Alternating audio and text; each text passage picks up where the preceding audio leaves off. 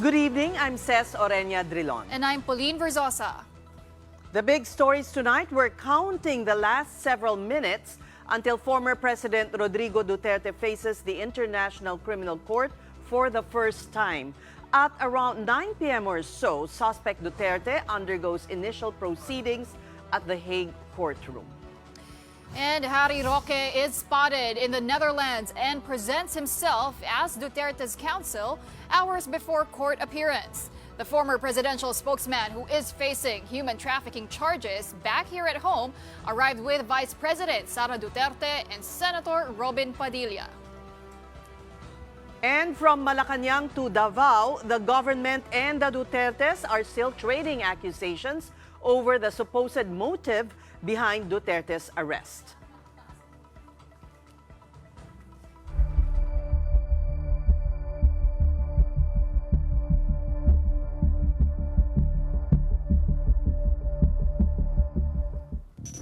In the next hour or so, former President Rodrigo Duterte will be facing the International Criminal Court, which has indicted him on the charge of murder as a crime against humanity over his deadly war on drugs. During the hearing, Duterte will face 3 women judges of the ICC Tribunal Chamber 1.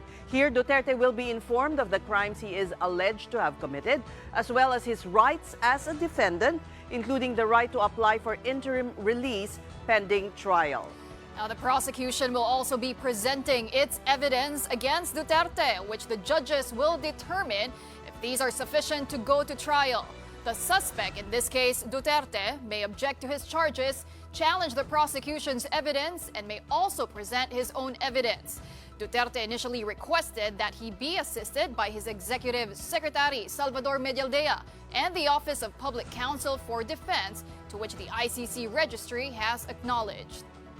Around 4:30 this afternoon Manila time, Vice President Sara Duterte, accompanied by Attorney Harry Roque and Senator Robin Padilla, arrived at the ICC Detention Center. Our own Gretchen Ho was there, and we speak to her now live from The Hague. Gretchen, did Vice President Sara Duterte manage to talk to her father? I'm coming to you live here from outside the International Criminal Court headquarters over at The Hague in Netherlands, and it is quite a tense hour because right now it is at 12:30, and the anti-Duterte protesters have arrived. So they just got here, but they are on the other side. Nandun sila, at ito yung pro-Duterte supporters, no? So may mga security na sa gitna to prevent anything unruly from happening. But speaking of answering your question, hindi pa mukhang kanina, hindi pa nakakausap ni Vice President Sara Duterte ang kanyang ama. They were trying to get inside the building early. That was at 9 a.m. here at The Hague. At 2 p.m. yung hearing.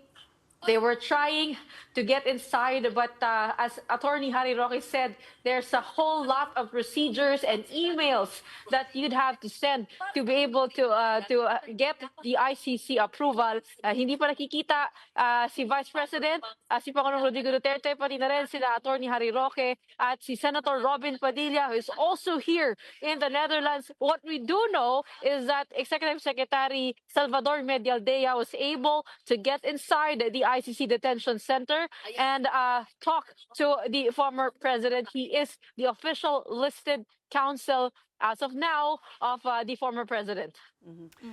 Gretchen, Attorney Roque has mentioned that he will be seeking a postponement of the proceedings today. But before that, has he already been accredited by the ICC? That's correct. They are seeking to postpone what will happen today, the initial proceedings. That's before the pre-trial process. So the initial proceedings actually are just number 1, to confirm the identity of the suspect. Number 2 is to talk about the language to be used in the hearings. Number 3 is he's going to be made aware of the charges or the alleged crimes that he's committed. And number 4 is the rights in the Rome statute that he can avail of. And speaking of becoming listed counsel to the former president, sinasabi ni Attorney Attorney Harry Roque, hindi pa sila official counsel ng dating Pangulo, pero listed counsel siya to the ICC. So kumbaga accredited siya as an ICC lawyer, kasabay ng isa pang lawyer na Attorney Kaufman. I heard him say that he was British and he's also listed counsel to the ICC. They're looking at the three-lawyer legal team of the former president. Kasama na dyan si Executive Secretary Salvador Medialdea. As to the postponement of what is going to happen today, the arguments that he mentioned was that they were going to argue over the jurisdiction of the ICC in the Philippines. Number two is the kind of arrest that was done in our country. He says it was illegal. And number three, hindi pa nga nila nakakausap, no? Sabi nila, we have not seen, we have not spoken to the former president, and ihahain daw niya doon nga sa mahistrado nitong ICC. Well, Gretchen, Mr. Duterte is already set to face the ICC in less than 2 hours. How hopeful is the Vice President, Attorney Harry Roque, na magagrant pa itong appeal nila na ma-postpone ang initial appearance ni Duterte? Actually, Pauline, tinatanong natin kanina kung nahain na nila at sabi nga ni Attorney Harry Roque, parang hindi pa. Mukhang ginagawa pa lang nila kasi kanina nasa cellphone sila. Medyo busy sila, nagsisend ng email. Siguro yung bukod nga sa official visit to the former president, yun din yung mga kahilingan nila. So they left this place to be able to do the paperwork of that. And speaking of ito na medyo marami na tayong supporters ng dating Pangulo nakikita dito sa akin Quran. Marami ang nagtungo rito mula dito sa Netherlands. Marami rin mula sa iba't ibang parte ng Europa. Meron pang taga-Qatar, sa Paris, Belgium, UK. Ito yung mga taga-suporta ng dating Pangulo. At kanina pa nila sinasabi ang mga salitang, send him back. Gretchen, how accessible will the initial appearance that of the pre-trial be later? Makakapasok ba kayong mga members ng media? Kailangan mag-accredit, di ba? Magiging tama yan, ano? Katulad nila Vice President at sa kanila Attorney Harry Roque at Senator ay kailangan mag-send ng email dito sa ICC to be able to get accreditation as media. Actually, parang mukhang nakapasok na yung ibang ating kasama kasi malapit na magsimula. Bago tayo napunta dahil first come, first serve. Pati na rin sa publiko, some of them will be allowed to go inside, but not all. Not all of this have received confirmation from the ICC. Meron mga maswerteng makakapasok sa loob. But this will be live streamed, 30 minutes delayed in the Philippines. At alam din natin, meron tayong mga diplomats at consular members na papasok sa loob to be able to witness the hearing, the initial proceedings of the whole investigation. Gretchen, were you able to talk to Senator Padilla and what the purpose of his visit is there? Test, tinanong natin yan, kinakabula din Senator Padilla.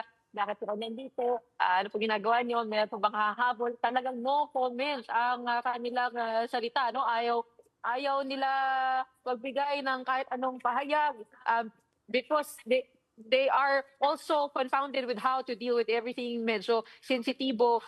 Paulit-ulit na no comment. At yun nga, maswerte nga tayo kahit paano nagbigay sila ng salita at nagbigay sila ng pahayag nung bandang dulo dahil na rin siguro sa pag-uudyok ng mga tao dito. Ang daming media nandito, ang daming ring supporters. We saw the senator also take photos with a lot of the fans here, giving them quite a treat for coming all the way. Also, the vice president spending some time asking them kung nag-miss ba sila ng trabaho, saan sila nanggaling, na wag nila pabayaan yung kanilang mga trabaho para hindi sila mawalan.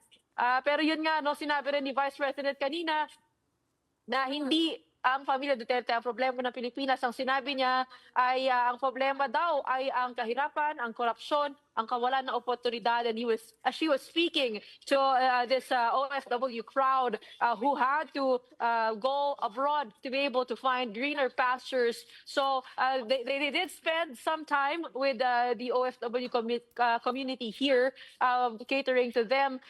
But as of why the senator is here, we do not know for now.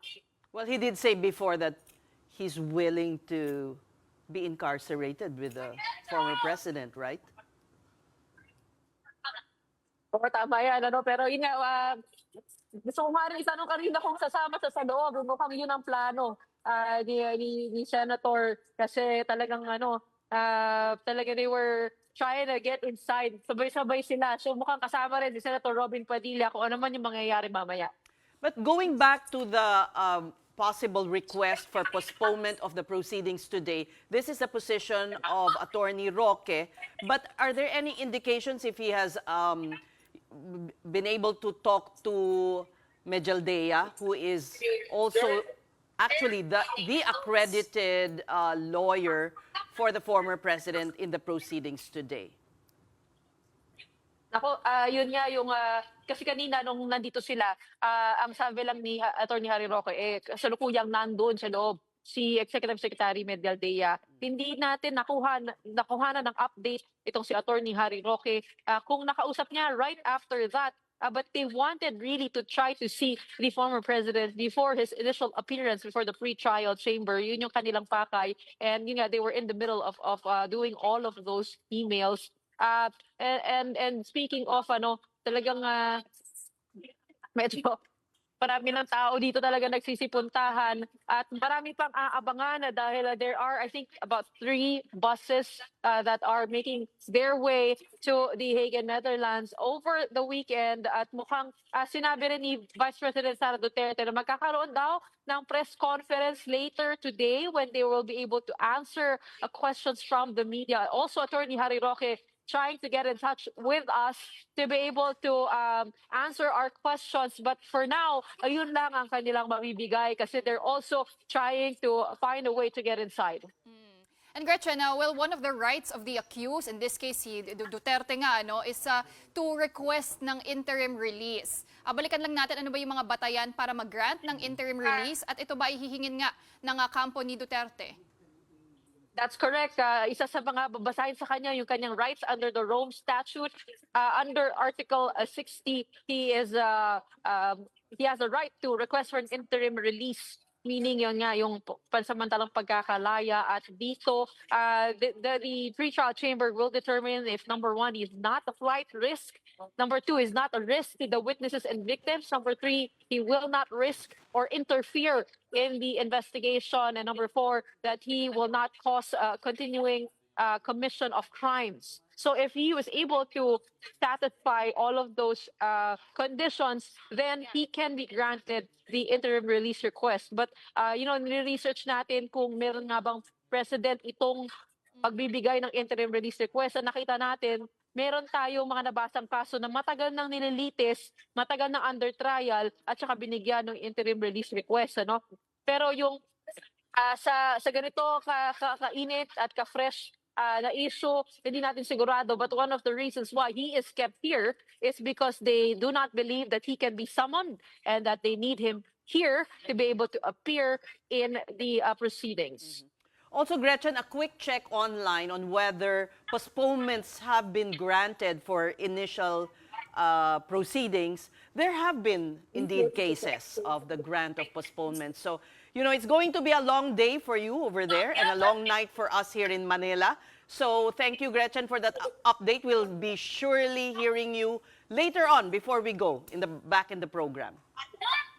All right, maraming salamat sa inyo, Seth and Pauline. Stay tuned. In the meantime, back here at home, there is no attempt to storm the Duterte family's home in Davao City. The Philippine National Police insists this after Mayor Baste and his sister Veronica Kitty Duterte alleged there will be an attempt to ransack the house. And now neighbors and supporters are keeping guard of the property. And from Davao City, we'll get updates live from News 5 correspondent Bril Montalvo. Bril, kamusta na ang sitwasyon dyan ngayon? Says Pauline, I'm still here in front of the Duterte's family ancestral house in Davao City. As you can see, throngs of people are still here, both neighbors and supporters of the Duterte family. This was after the Duterte siblings, Mayor Baste and Veronica, sounded the alarm on an alleged attempt to raid their home after the arrest of their father, former President Rodrigo Duterte. From Manila, Baste Duterte had to rush back to his father's house in Doña Luisa Subdivision, Davao City at past 10 in the evening Thursday. The Davao City mayor was in Manila processing his travel papers to the Netherlands when he got wind of information that Digong's home will be raided. Nakoy na dawat yung impormasyon nga sudlon daw ang bahay. Wala may kaso. Wala kaso na gyud sa tinuod lang. So sila gusto sila mo tanaw na nakoy respeto sa trabaho sa polis. Ang problema diha, wa koy salig sa liderato nato karon. In an exclusive interview, Digong's daughter Veronica Orquiti also had the same news and claimed that authorities were up to no good. Pagbantay lang yun ta, video hatanan mahitabo kay kana sila maro kaayo na sila magtanom na sila og bisag unsa sa pantay. Magtanom basta tamnan daw og sila problema nga wala. So, bantay lang yun ta. She refused to show her video nor disclose her current location, but Kitty said she is planning to go to the Netherlands too. Meanwhile, the Duterte's neighbors and supporters are also keeping a close watch of Digong's house and what could be his fate, and his faces the ICC in The Hague. Dili na to gusto nga tanuman nila og bala ang atong presidente.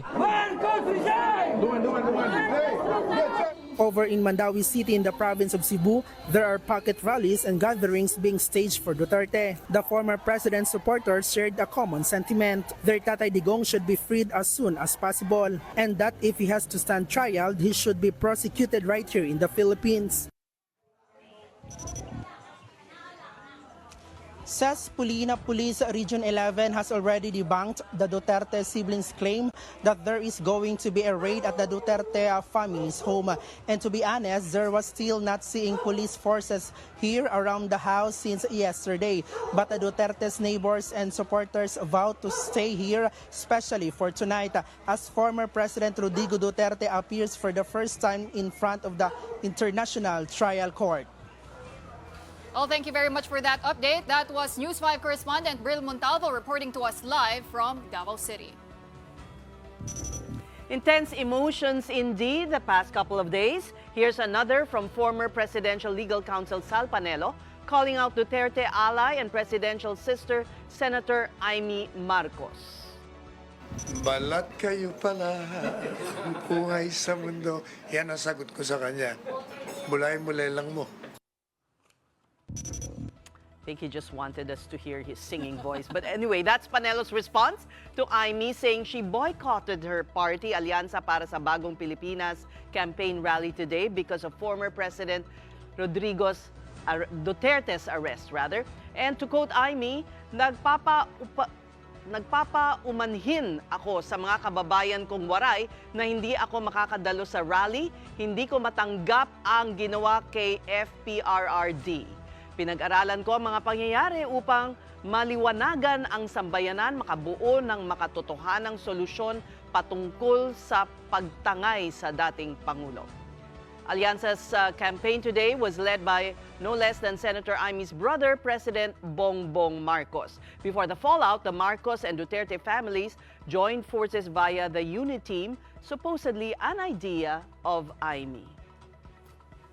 All right, we're going to take a quick break, but coming up next, former PNP chief Oscar Albayalde is dismayed over Duterte's arrest.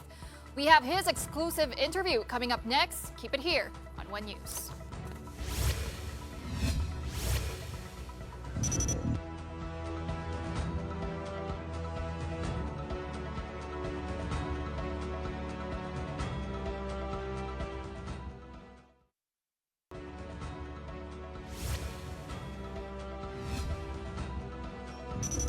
You're watching The Big Story here on One News. The government has confirmed they arranged and paid for the chartered plane that former President Duterte rode to the Netherlands Tuesday. Malacanang did not disclose how much was spent on the chartered flight, but was clear the government will not cover costs of Duterte once at The Hague. Opo, ina-admit po na ang palasyo po, ang nagbayad, ang gobyerno po. After natin dala po ang dating Pangulo sa ICC, wala na po kamay o responsibilidad ang gobyerno kay dating Pangulong Duterte.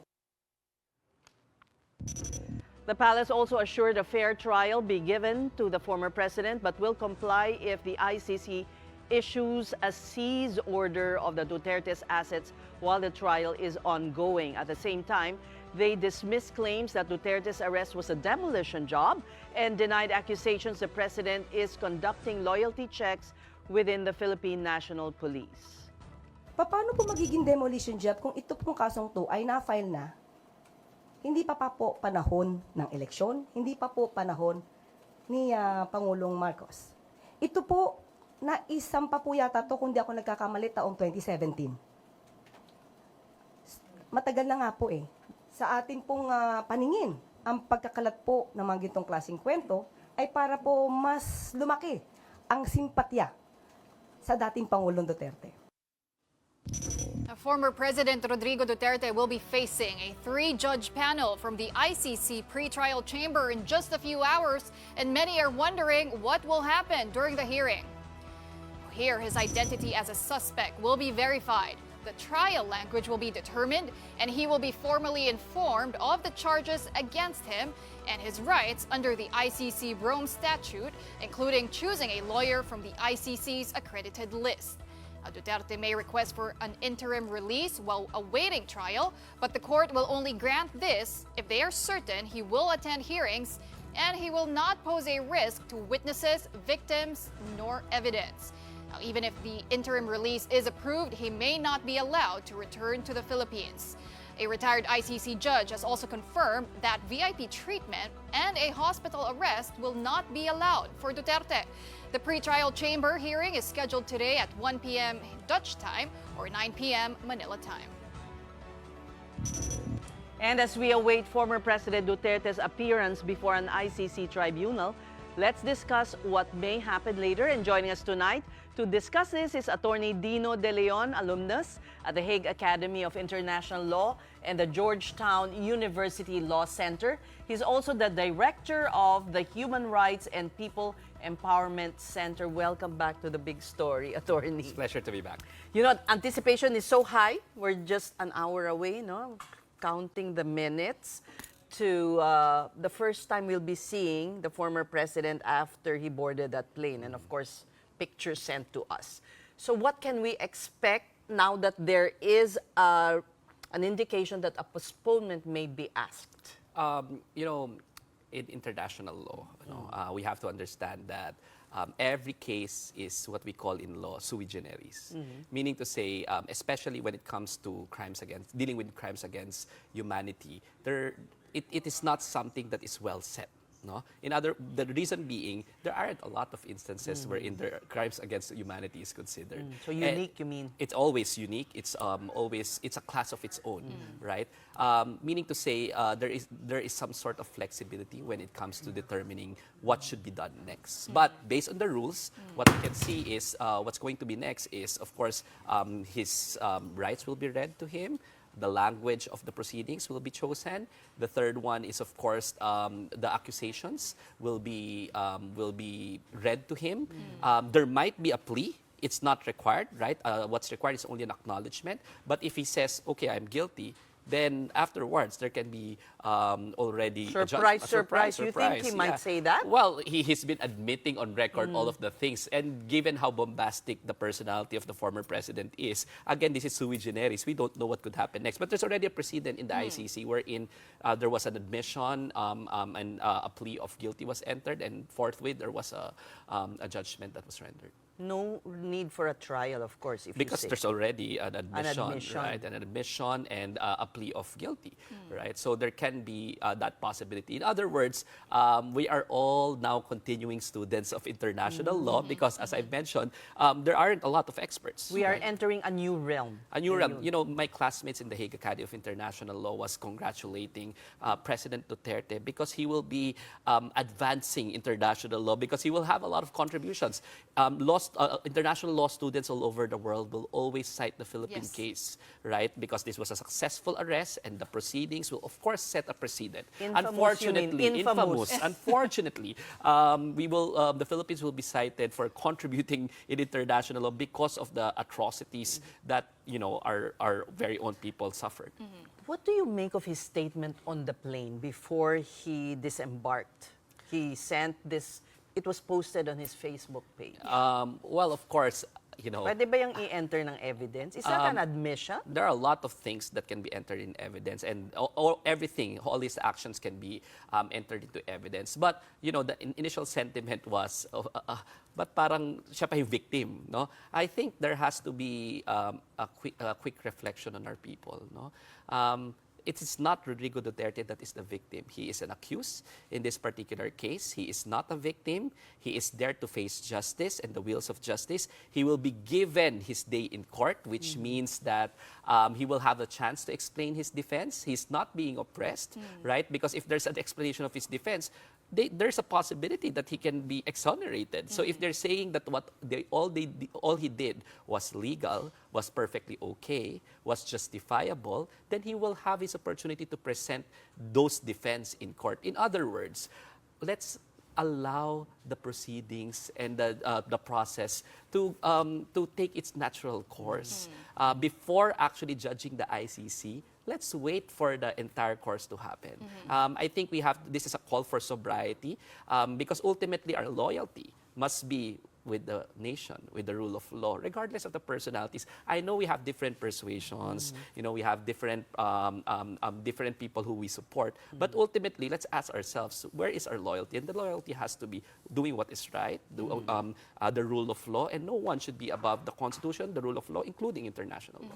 Well, Attorney, let's talk about this appeal for postponement, right? There's only an hour left before the initial proceedings. How likely is it that the ICC will grant that appeal for a postponement? And historically, I mean, what grounds have been approved to grant that postponement? I heard that there's going to be a postponement. The camp of President Duterte will seek that. I don't think there is a likely justification, except for health emergencies, medical emergencies.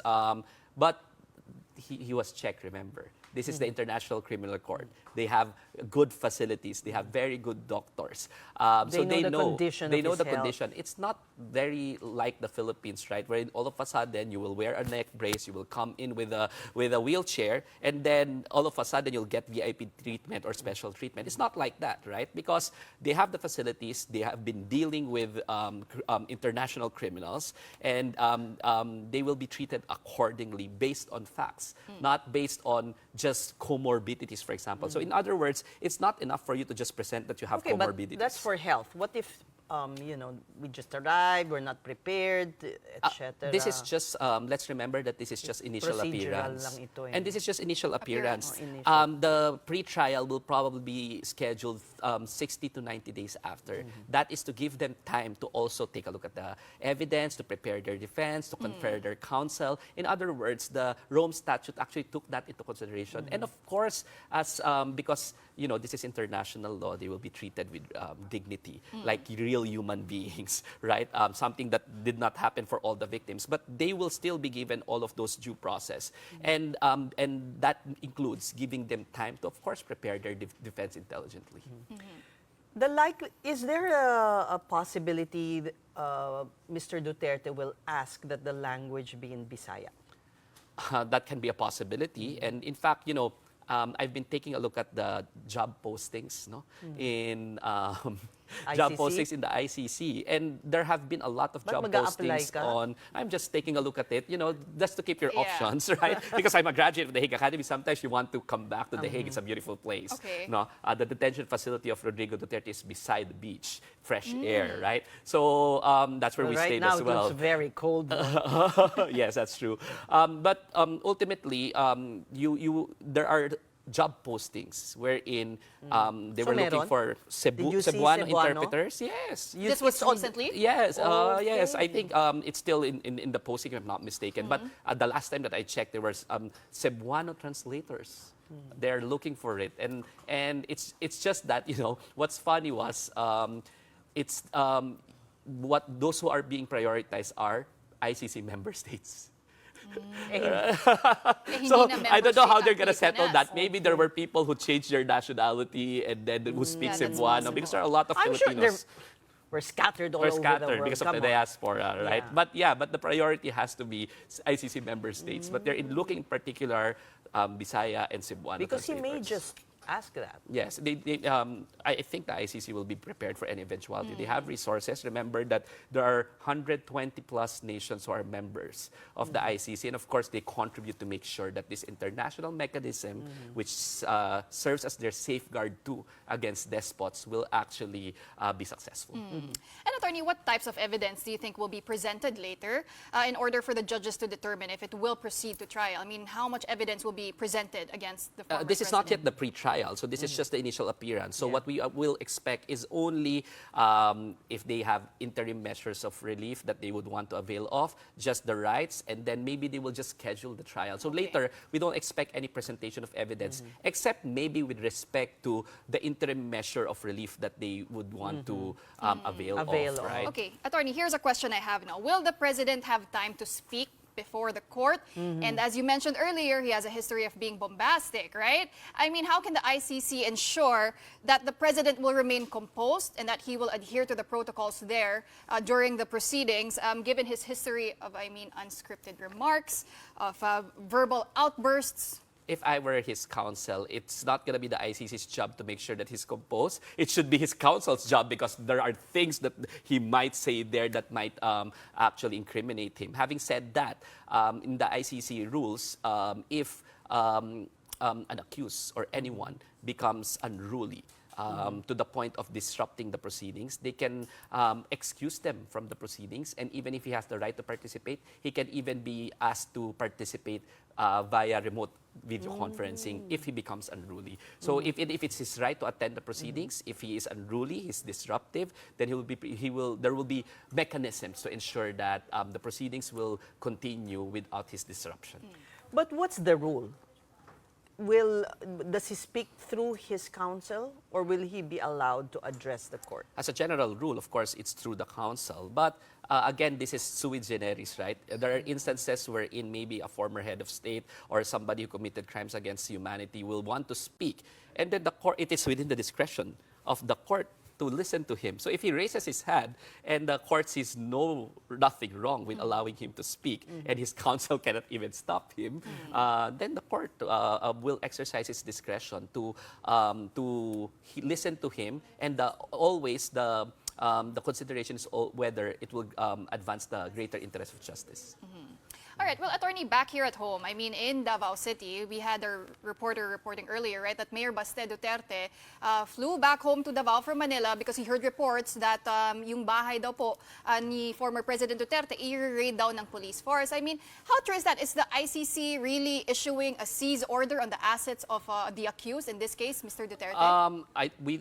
The ICC can issue seize orders, right? But it will undergo proceedings, right? In other words, we expect that there's going to be That's in the some main sort, trial. yes, in the main trial, or maybe there's going to be an incident, and they will be allowed to participate therein, right? Or even if there's going to be freeze orders of assets. Maybe not the house, right? Because the house is, the reason why they're freezing assets is because this might be used to, contaminate evidence, or to, the resources, the witnesses, tamper with the witnesses. So my suspicion is, if assuming that the word of Baste Duterte were to be believed, and maybe any raid will be in relation to another proceeding, not necessarily the ICC. Okay. Attorney Dino, I did a quick check of past precedents of postponements of the initial appearance. And then in the case of Thomas Dielo, there was, they agreed to a postponement because of non-disclosure of evidence. But in this case, that does not apply, right? And this is the initial appearance, or we're talking about the pre-trial already? Pre-trial proceedings. That's the pre-trial proceedings. Yeah. This is the initial I appearance, see. right? Isn't the initial appearance Okay. part of the pre-trial proceedings? It's the first thing, and then the pre-trial proceeding, Okay. which is there is already going to be presentation of see. evidence. In which case, remember that they have to be allowed to prepare their defense, which means that the prosecutor should already be able to disclose pieces of evidence to them so that they can prepare within that 60 to 90-day period. So let's not confuse the initial appearance with a pre-trial. Correct. This is merely procedural and there's no need to postpone. At least for the initial appearance. Maybe this is the avenue wherein they will file for postponement of the pretrial, right? Meaning to say, but in that particular case, if my memory serves me right, some pieces of evidence were not properly disclosed to them. Correct. Near when the pretrial was already about to start, right? In this case, they have a lot of time to still prepare, 60 to 90 days. Okay. Okay. Will decisions be made by the judges at this time? For now, Or will they need time to deliberate? For the interim measures of relief, if it's something urgent that they can really prove, then they can decide there and there. They will just confer because it's a three-woman panel, right? So they can confer, or they may say, okay, we'll take this under advisement, and they will still deliberate, maybe a day or two, but it's not going to be long, right? So for the initial hearing, I think the decisions will just be on the language, right? Minutes will be taken that in fact his rights were read, and that and the accusations against him, and there are a lot of other housekeeping, like for example, what would be the language, and then the parties will agree when will be the next trial dates. So it's like really the Parang timeline, parang checking right? kung kailan, setting the dates. Yes, so these are housekeeping matters that they will just agree on. Okay. The fact that he was not booked, is that a flaw? Booked in the Philippines? Yeah, you mean? he was not. He refused to have his mugshot taken, his fingerprints. In the Philippines. In the Philippines. Yes. I'm not yet privy of what happened in the Netherlands, right? But again, you will just be booked in the Philippines. Mugshots will be taken, fingerprinted if you're being arrested in the Philippines. Remember, there's a different concept here. Okay. He was delivered. Surrendered. Surrendered. He was not Turned arrested. over. He was turned over. They were carrying out a warrant of arrest, but the arrest but he was just being surrendered to the arresting authorities, right? So I think he was fingerprinted, if I'm not mistaken, and all the bookings happened in the Netherlands when he got off in the local court of Netherlands before he went to The Hague and did the medical check-up. Now he's gonna do his appearance. So hindi naman flaw yun. And even if it's a flaw, it does not divest jurisdiction away from the ICC. Let's remember that. Flaw in terms of the arrest does not divest the ICC with the jurisdiction over the subject matter. All right, well, Attorney, you have Attorney Harry Roque saying that once he receives recognition as legal counsel with the ICC, one of the first things he will do is to question the legality of the arrest. Is the ICC required to hear that petition first before proceeding with the pre-trial? Well, most probably they will settle it before pre-trial. In any event, of course, he will question that. I am having a difficult time, with all honesty, determining the grounds that he will raise, because they even went the extra way. Remember, again, he was not.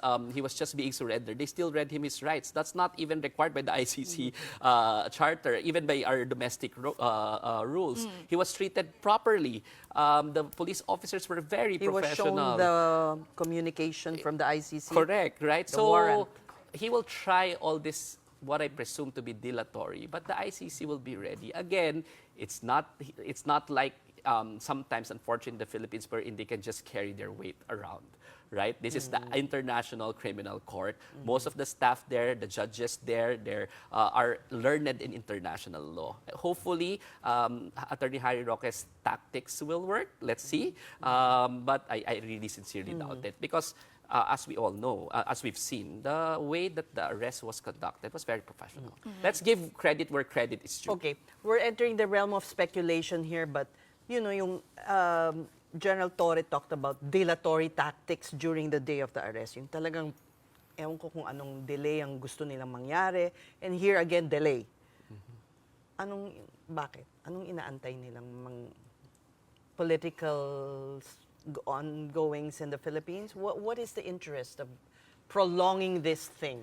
And of course, we can all Speculation just speculate, to, pero right? from an educated speculation. Educated speculation. You know, based on my experiences as a practitioner, sometimes you just need more time to contemplate. We're all in shock here. I'm sure no one is more shocked than their camp because they've been acting like they're beyond the law, that the international law will never caught them. And they're shocked and surprised. So you need to get your acts together, deliberate, buy more time. Otherwise, in 60 to 90 days, pre-trial will start and you have to prepare your defense.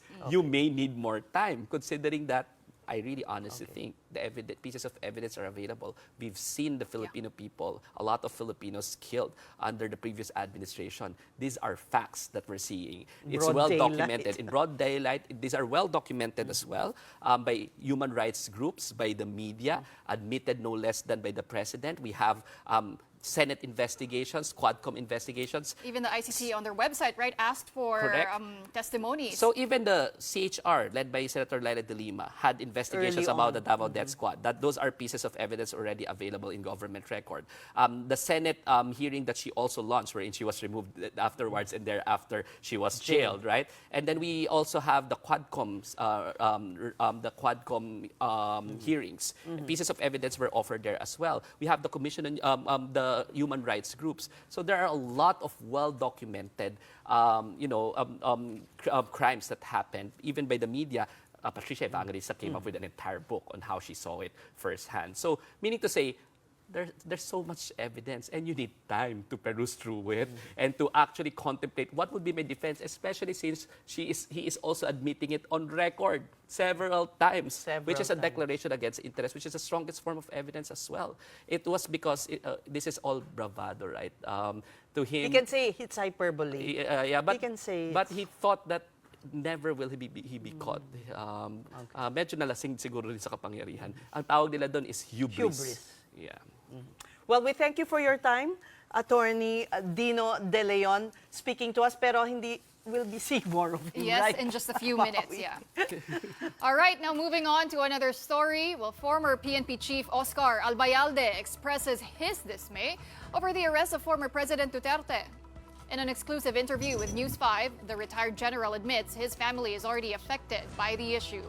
But despite this, Albayalde hopes that the administration would not just hand him over to the International Criminal Court without due process.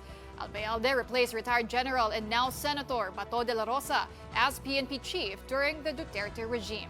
He basically continued his predecessor's Oplan Tokhang, which is why there's word that he and De La Rosa could be the next subjects of warrants of arrest from the ICC. Yes, we are preparing for this, of course, no? No less than your former president ay pwede mo palang isurrender sa isang dayuhan na korte where in fact meron tayong perfectly functioning justice system. Kung talagang sabi ko nga, kung talagang isusubo tayo ng gobyerno after serving this country for almost 38 years, kung ito po ang isusukli ng ating gobyerno sa atin, wala po tayong magagawa. Meanwhile, Albayalde is also reacting to how Duterte's arrest was handled by colleague and CIDG Chief Major General Nicolas Torre III. Torre said they exercised extreme maximum tolerance and even a little bit of special treatment for Rodrigo Duterte. But Albayalde has a few choice words for Torre. Bastos. Bastos in a way na hindi siya na-accord ng due process din. No? Puwersahan, nandun. So, nandun yung nakita naman po natin, di ba? Na kung paano siya natrato. Halos sabihin niya na kung hindi ka tatayo dyan, kakalad ka rin kita, iakyat kita doon.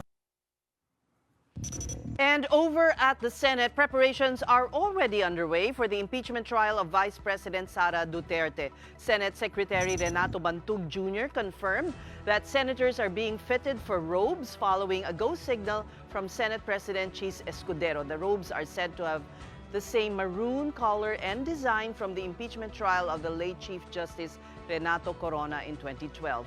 The proposed start date for Duterte's impeachment trial is July 30th.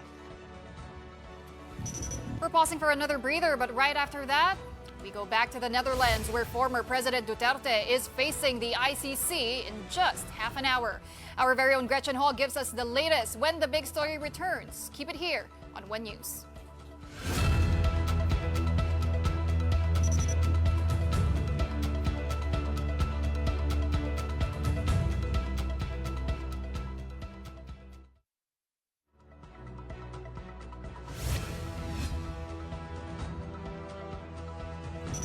Welcome back. Thanks for staying with us here on The Big Story. We have a little over just 30 minutes before Rodrigo Duterte's first appearance before the International Criminal Court. We have learned that there will be 5 lawyers who will be part of the former president's legal team. And we now go back to Gretchen Ho, who's keeping watch on today's events at The Hague. Gretchen, what's the latest from your end? Okay, Ces, Pauline, ito na, nasa pila na tayo ngayon. Pumasok na tayo ng ICC. Mukhang mahigpit talaga yung seguridad. Isa-isa kaming siniscreen dito. Pero may accreditation naman tayo. At ito nga, magsisimula na. And just, I guess more than 30 minutes, the proceedings will begin. But you have to go through the security protocol. And dito sa likuran ko, i-anuhin ko lang ha. Wait lang. Makikita natin yung anti-Duterte supporters, anti-Duterte protesters here outside. They are, ang sinasambit naman nila that there have been numerous human rights violations during the Duterte administration. 30,000 lives gotten according to them. And kanina kumakanta po sila ng ibong may layang lumipad, if I got that right. But they have placards. They also have photos of those who passed away due to or during the Duterte administration's war on drugs. So malakas silang tinig nila dito. They are here to this side, and on the other side, nandun naman yung mga yung mga pro-Duterte supporters. So magkahiwalay sila. Both of them have permits, and konti lang. Kung mapapansin mo dito sa sa pila na ito ay marami ring mula sa ibang bansa na sasali at papasok doon sa hearing. May mga Pilipino pero marami ring mga dayuhan na who want to come and witness this historic event taking place. Again, we will begin in I think more than 30 minutes, but we have to go through all the protocols. They're very, very strict. Hopefully walang aberya at makapasok tayo sa loob ng mabuti. Gretchen, you did say earlier that this proceeding will be made available online. It will be streamed online, but there will be a 30-minute delay. Can you tell us more about that lag? Bakit mayroong 30-minute na delay from the actual happenings dyan sa Hague? Ang narinig natin kay Attorney Gilbert Andres, it is for security reasons. So, yun ang binanggit niya, no? Siguro para di rin magkagulo dito. Pero ito, sorry, kailangan ko na atang umalis in a bit kasi malapit na ako sa pila. Pero yun nga, no? Abangan po ninyo, no? I will try to do my best that I can to cover from inside and to be able to bring you updates real time. But again, kung gusto nyo sumabaybay, nasa ICC website naman yan. All right, Gretchen, we don't want you to lose your seat. Go ahead and go inside the hall, and we will be again waiting for your updates live from The Hague in the Netherlands. Thank you so much. Well, the world is definitely watching Duterte's initial proceedings at the ICC. This is the first time a former head of state is facing a tribunal over crimes against humanity. And of course, we are marking this historic day with a special coverage.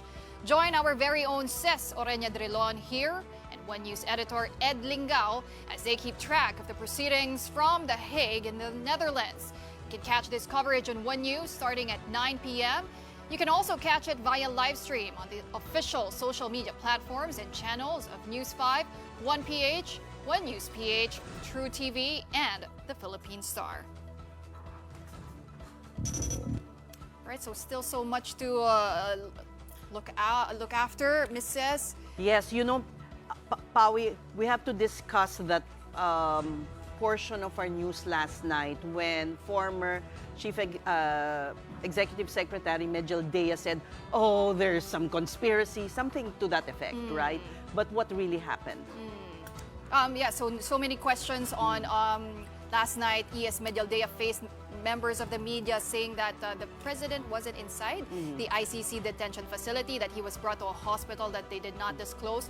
But quickly after, the ICC made a statement that they have jurisdiction or they have in custody Mr. Duterte. And ito na nga po, no, initial proceedings will happen today. And as Attorney Dino De Leon mentioned, this is just very procedural. Yes. They will confirm his identity. They will state the charges on Mr. Duterte. And we'll see then kung magagrant itong appeal ng petition to postpone the initial proceedings that is being filed by Attorney Harry Roque and the Vice President Sara Duterte. Right. Catch that later in just In 30 minutes. 30 minutes. Mag-uusapang sports po muna tayo, but that's it for the big story this Friday night. We are One News, all sides, all the time. Thank you for watching The Big Story. We'll see you again in half an hour for the coverage of Duterte's first appearance at the ICC.